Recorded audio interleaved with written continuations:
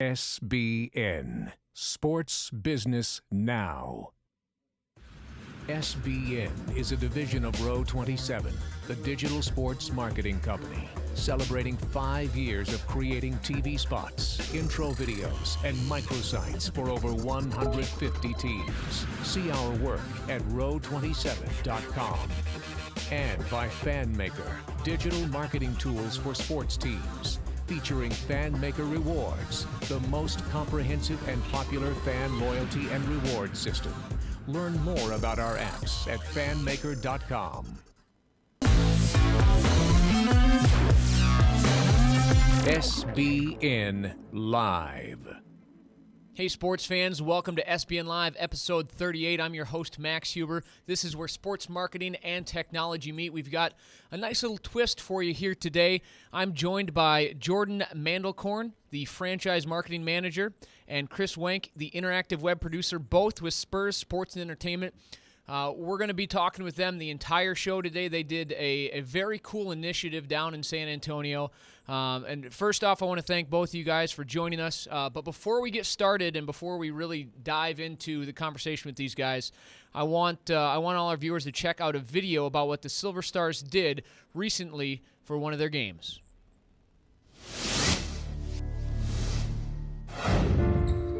This is our stage. This is where we belong. We want to take this moment to do something special, to honor those who have lost their life due to breast cancer and celebrate those who have survived. This is your court, ingrained with determination and our moral fiber, where the essence of team and hard work are displayed. Here, our stories are written and memories are made.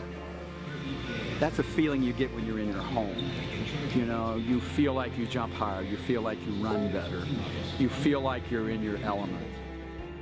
Just that hardwood and the feel of that, the smell of that, and the fact that it's going to be pink, but that's going to be a special day.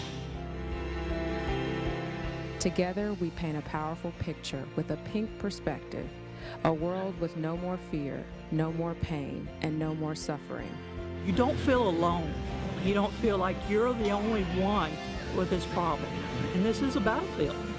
You know, whether you're playing basketball, whether you're battling cancer or any other disease, that is the battlefield out there. A canvas to find a cure. This is where you belong. This is our stage.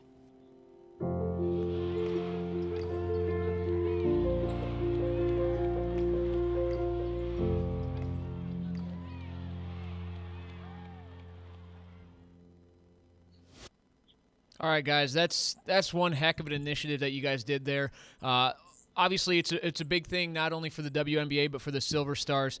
Let's start with you, Chris. What was your involvement in this project? From start to finish. We knew that there was a court going to be painted pink. We have an area outside the AT&T Center that they were going to use. No really specific plan. I wanted to make something special.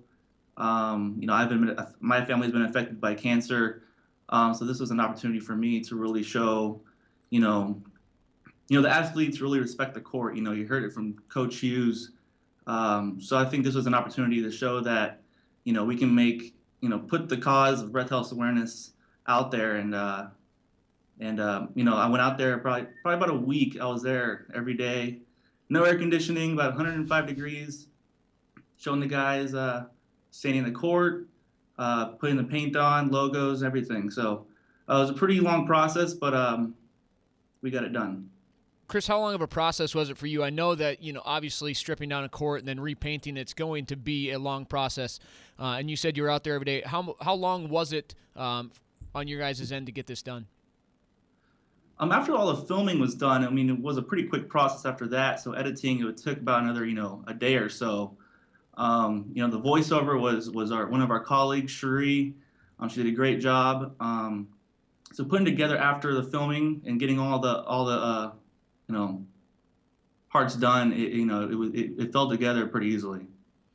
Jordan, on your end, obviously this is a big initiative. It goes beyond the pink jersey, the pink shoelaces, the pink wristbands, and everything. Who got the crazy idea that said, "Hey, let's go all out. Let's paint the court pink"? Well, it was actually a former PR staff member of the Silver Stars who had the idea. One of our other teams, the Rampage, a hockey team, AHL Hockey, does a breast health game during their season. And it's right before the famed rodeo road trip where the Spurs go on the road for a month. And we're able to dye the ice pink for that game, which is a really unique thing to be able to do for a game like that. So, and that's a sellout for us. We were trying to come up with, how can we make the Silver Stars game just as special? How can we bring this to the level that we feel that we had gotten the Pink in the Rink game to? And so we got a new court this year, a new regular court. So we still had the old court, obviously. And so the idea was to change this over and to make this a part of this game every single year, something people can come to expect to see, and a really special, unique part of this initiative. Yeah, it was obviously very cool to see. And watching that video, it looked like there were a lot of people involved, not just staff members, but probably some other people as well. How'd you guys get the word out? How many people were involved in this to get this project off the ground?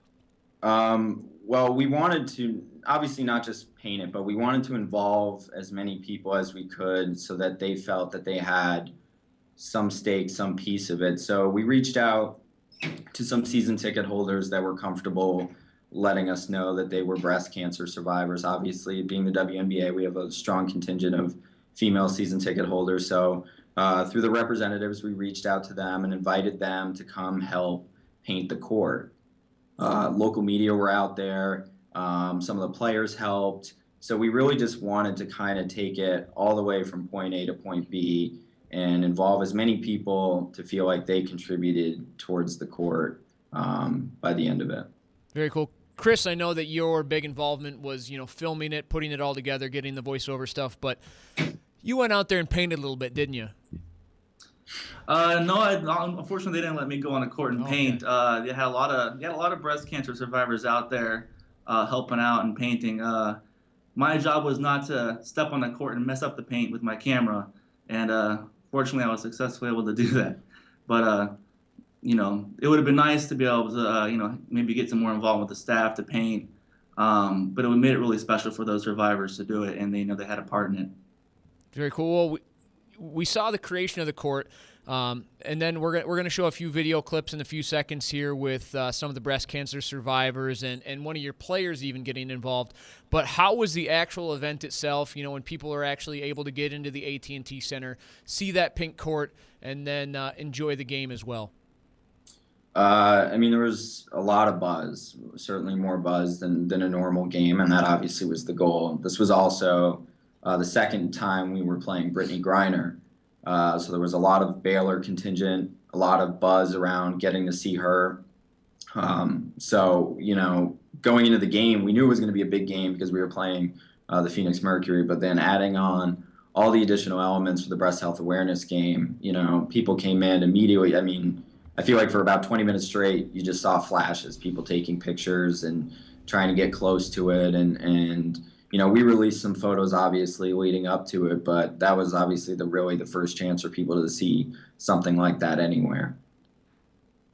Yeah, very neat. Well, we have a video clip here from the Silver Star site where they were able to chat with some of the breast cancer survivors and what the court meant to them and what the importance and how important the breast health awareness cause is.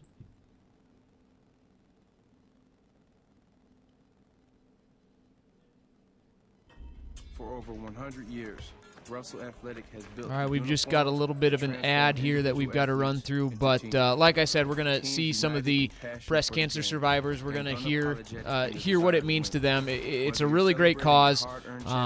So apologize about this, guys, but we'll get this loaded in a second here, and I'm sure you guys have seen this, but it's great to hear from these ladies on how important this cause truly is, not only to them, but to women's health in general.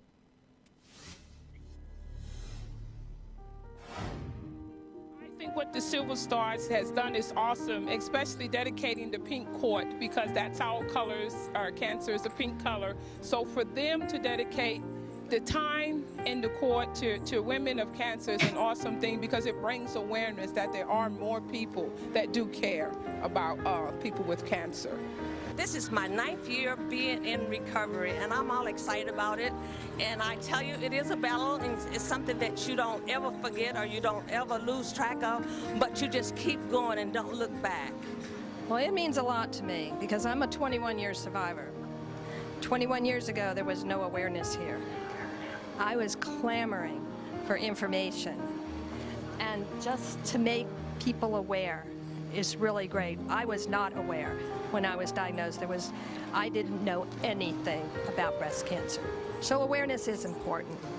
I was diagnosed in 2002 with breast cancer, but I had, prior to that, been doing my own breast examinations, and about a year prior to being diagnosed, I noticed there was a pea-sized object in my breast, but I didn't pay it any mind. And then later, again, I did my breast examinations and noticed that the pea had gotten larger. So immediately I got on the phone and called doctor through the yellow pages, because in the back of my head I was thinking breast cancer, not really believing it was. And good idea, call and get in, because when I got to do a mammogram, not only did they find the pea that had gotten larger, but there was another type of breast cancer in my breast that I wouldn't have been able to detect, with the hand. So the reason I'm saying all this is for all women to get to know your body. So if for any reason you notice one day that a lump has gotten larger, it may save your life. Keep a positive attitude the best you can. Find friendship and support, and find a reason to smile and laugh. That's one of the best medicines that there is.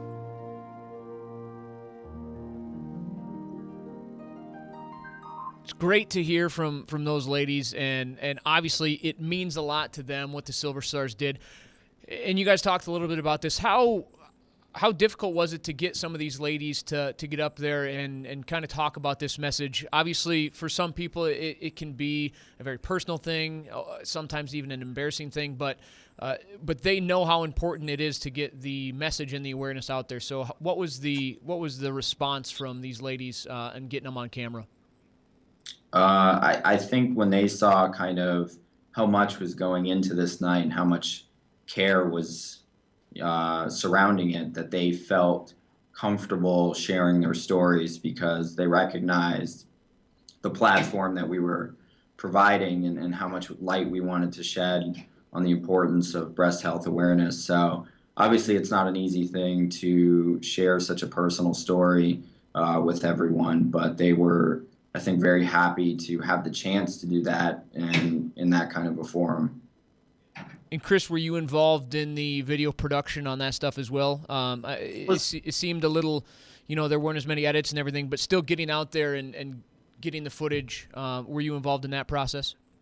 I wasn't personally involved with the interviews of those survivors. We have a great staff: Robert Fisher, Trevor Rivera, Annie Werner, Katie Funk, David Stotts. I've actually had the privilege to meet some survivors through the Rampage side when we do the Pink in the Rink. And a lot of these, even women and men, are really happy to, share their story and want to, bring awareness to it. And there's really no, no thinking about it. They want to do it. Very, very interesting. And not just the fans getting involved, but we've got one more video clip that even the players got involved and had a little bit of fun with it.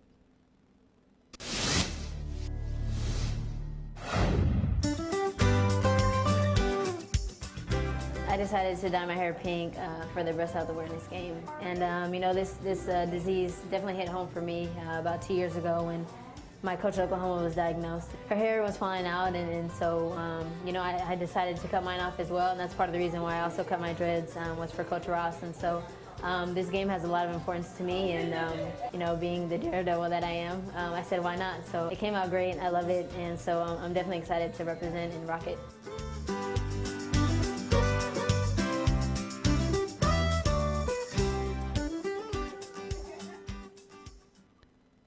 That is an absolutely fabulous do. Obviously, she seemed like she was raring and ready to go. It didn't take much to twist her arm to get that done. Yep. If it wasn't her, I would have done it, but thankfully she stepped up. But she's really easy to work with, and this was kind of a big year for her in terms of stepping up in some other players' absence. And so kind of the most high-profile player on the team. She was our all-star this year, so it's really great to kind of have somebody like that be willing to step up and do something kind of out of the ordinary. And she still got it right now. So she hasn't dyed it back, so it's still pink. That's awesome. That's awesome. Well, the team in general, there's 4 games left in the season. Season hasn't gone as well as you guys would have liked. You need some help getting into the playoffs, but what are your guys' thoughts of the season, and what are you guys doing that's to not only help the team but keep the fans involved? Obviously we had a couple of tough breaks with some injuries to our key players, former All-Stars, but it's allowed for opportunities for other players, younger players on the team, to step up and contribute and learn for some of them. A couple rookies in that rotation as well. Already touched on Danielle Robinson a little bit and kind of the steps forward that she's taken. They fight every night. That's kind of what I admire the most is they know they're shorthanded. Just the other night, I think they dressed 8 players. So they know they're definitely battling against most teams that kind of have a full rotation, but they certainly don't give up. So I kind of think there's something to take away from that. Very cool. Well, you mentioned injuries. One of your top players and my personal favorite WNBA athlete, Becky Hammond, she's a South Dakota native like I am. She's missed most of the season. That had to be a big blow to the team. She's getting up there in age, but she's a fan favorite, and she's a hell of a basketball player. Yeah, she's definitely a fan favorite. That hasn't waned at all, despite really only being able to get on the court for one regular season game. So I know from what we know about her that she'll be back. I don't think this is the last we'll see of her. But obviously it's difficult, when you lose your higher profile players, especially when they're related to your branding and your advertising and kind of which players you're pushing out there. But similar on the court, it creates opportunities for other players and kind of being able to try other things. And so I think there's definitely some positive takeaways there from some things you can't control. Not only are you guys completely and utterly involved with the Silver Stars, but you've also got the AHL season coming up with the Rampage. You've talked about them and the Pink Ice and the Spurs season. It doesn't seem like there's ever a moment of rest. So let's start with you, Chris. What's it like for you to have not only those 3 sports plus the rodeo that comes to town, but it seems like you're always busy, and I'm sure there's never a dull moment to come up with something to put out there. Oddly enough, Rodeo Road Trip is actually kind of our break. Rampage is out of the arena, Spurs are gone, and Silver Stars in the off season. So, Spurs, they make the playoffs. I travel with the team during the playoffs. So, as soon as the playoffs ended, it almost seemed like we went right into planning for the Rampage, and even next year's Spurs and Stars was right in the middle of the season. So, there's not really a break, and it's kind of nice. It's a nice flow. And, sometimes having too much of a long break can, break the creativity, and it's just nice to go into Silver Stars. Yeah, it's nice to know that you've always got something going on, something coming up. Jordan, what's it like for you being involved with 3 well-known teams down there and making sure that you get the proper message into the right channels? It definitely makes you very diverse. Obviously, very different products, different life cycles for them. Stars in the Rampage are 12 years old, and Spurs are obviously going on their 41st year. So, it's different. We're still brand building for the Rampage and the Stars a little bit. So that's obviously a key part of that. But being all kind of one family, it also creates a lot of opportunities that some WNBA and some AHL teams don't have in terms of exposure. So being able to advertise our opening night game for the Silver Stars during game of the NBA Finals to a packed house, it's not an opportunity everybody gets. So as busy as everyone gets and as much as there is going on here, we also have concerts.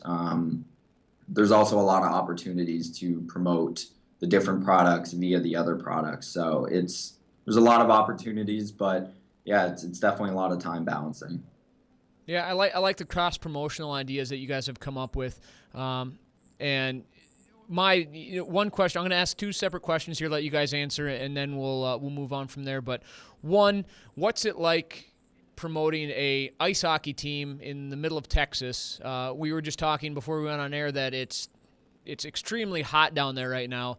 Hockey season is right around the corner. That's got to be an interesting market to reach. And just you mentioned the Stars, promoting them at the Spurs finals games. What are some other cross-promotional mechanisms that you guys have used in the past? I think with Rampage, it's really kind of about getting somebody in the door that first time.